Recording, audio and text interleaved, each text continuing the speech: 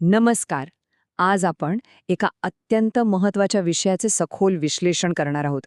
अनेकदा असं होतं ना, की एखाद्या व्यक्तीला खूप जास्त महत्त्व दिलं जातं, पण समोरून मात्र त्या व्यक्तीला अत्यंत कमी लेखलं जातं. तर आज ह्याच परिस्थितीला पूर्णपणे बदलून स्वतःची किंमत आणि स्वतःबद्दलचा आदर कसा वाढवायचा याच्या एका परिपूर्ण ब्लू प्रिंटवर आपण नजर टाकणार आहोत.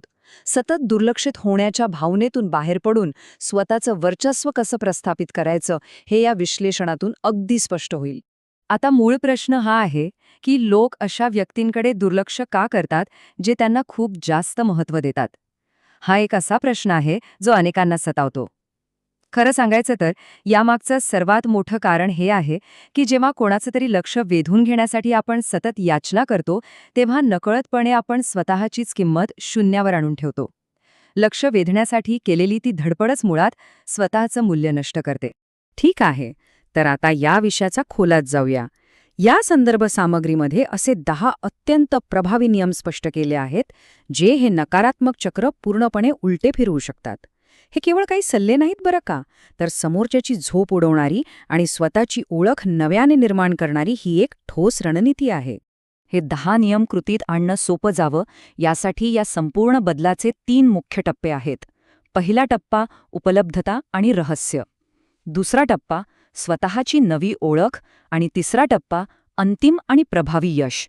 चला तर मग लगेच पुढे जाऊया. सुरुवात करूया पहिल्या टप्प्यापासून, उपलब्धता आणि रहस्य.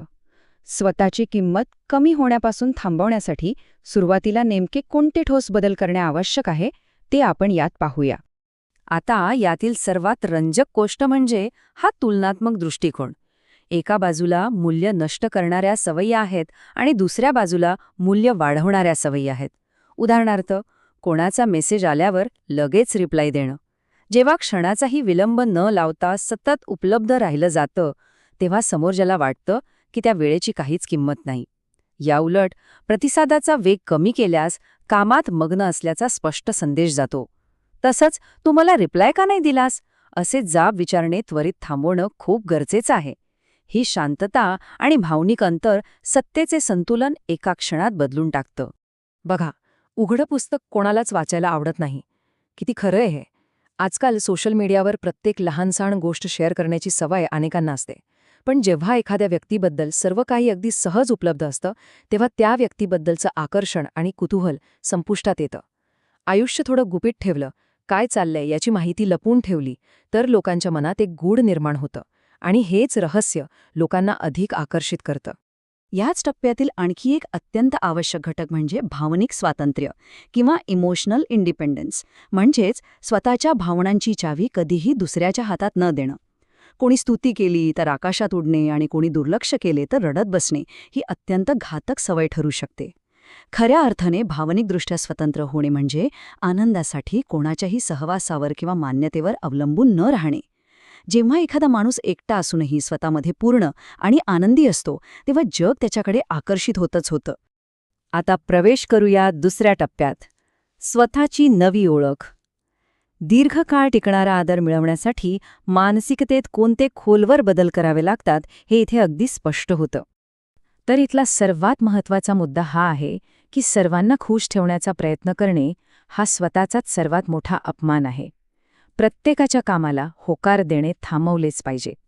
जर एखादी गोष्ट करण्याची इच्छा नसेल तर स्पष्टपणे नाही म्हणायला शिकणं अत्यंत गरजेचं आहे. जेव्हा ठामपणे नकार दिला जातो तेव्हा काही नियम आणि अटी प्रस्थापित होतात. यामुळे समाजात आपोआप वजन आणि महत्त्व वाढतं. आणि हे अतिशय उत्तमरित्या स्पष्ट करतं की गर्दीचा भाग न बनणं किती महत्वाचं आहे. मेंढ्या नेहमी कळपात चालतात, पण वाघ आपली वाट स्वतः शोधतो. जिथे सर्वजण रांगा लावून उभे आहेत तिथे जाण्याऐवजी स्वतःची एक वेगळी स्टाईल आणि स्वतःची एक वेगळी वाट निर्माण केली पाहिजे. हेच वेगळेपण इतरांपेक्षा वरचढ बनवतं आणि लोकांच्या नजरेत एक अतिशय प्रभावी प्रतिमा तयार करतो. स्वतःची ओळख नव्याने निर्माण करताना तक्रार न करण्याची ताकद समजून घेणं आवश्यक आहे. जर कोणी दुर्लक्ष केलं किंवा अपमान केला तर त्याबद्दल सतत रडगाणे गात बसू नये. जगात कितीही वादळे असली तरी जगासमोर अत्यंत शांत आणि हसमुख राहता आलं पाहिजे. ही सहनशीलता आणि न डगमगणारी वृत्ती टीकाकारांना आणि दुर्लक्ष करणाऱ्यांना पूर्णपणे बुचकळ्यात टाकते. आपण पोचलो आहोत तिसऱ्या आणि अंतिम टप्प्यावर, अंतिम आणि प्रभावी यश. हा टप्पा खऱ्या अर्थाने दी अल्टिमेट कमबॅक ठरतो. चला पाहूया कसं. या टप्प्यात 3 मुख्य पायऱ्या आहेत. पहिली पायरी म्हणजे स्वतःला सतत अपडेट करत राहणे. मग ते ज्ञान असो, शरीरयष्टी असो किंवा राहणीमान असो. दुसरी पायरी म्हणजे स्वतःच्या कामात आणि करिअरमध्ये इतकं वेडं होणं की कोण दुर्लक्ष करते हे पाहण्यासाठी वेळच उरू नये. आणि तिसरी पायरी, एक असा ब्रँड म्हणून उदयास येणे ज्याकडे कोणीही दुर्लक्ष करू शकणार नाही. कारण साध्या माणसाच्या मागे कोणी जात नाही, लोक नेहमी ब्रँडच्या मागे धावतात. हा विचार अत्यंत परखड आणि सत्य आहे बरं का. रिकाम्या डोक्याला सैतान घर करतं आणि रिकाम्या माणसाला जग कचरा समजतं. रिकामटेकडेपणा हा नेहमीच अपमानाला आमंत्रण देतो.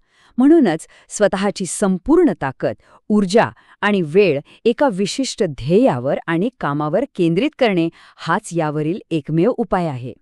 आणि हा प्रवास ज्या सर्वोच्च बिंदूवर पोचतो तो म्हणजे जगातील सर्वात भयानक सूड, म्हणजे अफाट यश.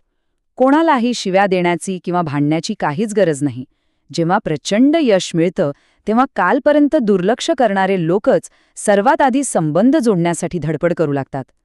स्वतःचं यश हेच जगाचं तोंड बंद करण्याचं सर्वात प्रभावी शस्त्र आहे. या संपूर्ण विश्लेषणाचा सारांश थोडक्यात असा आहे: लक्ष वेधून घेण्यासाठी याचना करणं थांबवणे, स्वतःबद्दल एक गूढ निर्माण करणे, भावनिकदृष्ट्या कोणावरही अवलंबून न राहणे आणि स्वतःच्या कामावर लक्ष केंद्रित करून निर्विवाद यश मिळवणे. या सर्व गोष्टींचा मूळ पाया एकच आहे: जोपर्यंत आपण स्वतःचा आदर करत नाही तोपर्यंत हे जग आपला आदर कधीच करत नाही. आता आपण या विश्लेषणाच्या शेवटाकडे आलो आहोत. जाता जाता एक विचार करायला लावणारा प्रश्न उभा राहतो. या मानसिक बदलांपैकी कोणता विचार एका नव्या, भक्कम आणि कधीही न डगमगणाऱ्या ओळखीचा पाया बनू शकतो? यावर नक्की विचार व्हायला हवा. कारण जेव्हा ही तत्त्व कृतीत उतरवली जातील तेव्हा जगाचा पाहण्याचा दृष्टिकोन कायमचा बदललेला असेल. हे सखोल विश्लेषण पाहिल्याबद्दल धन्यवाद.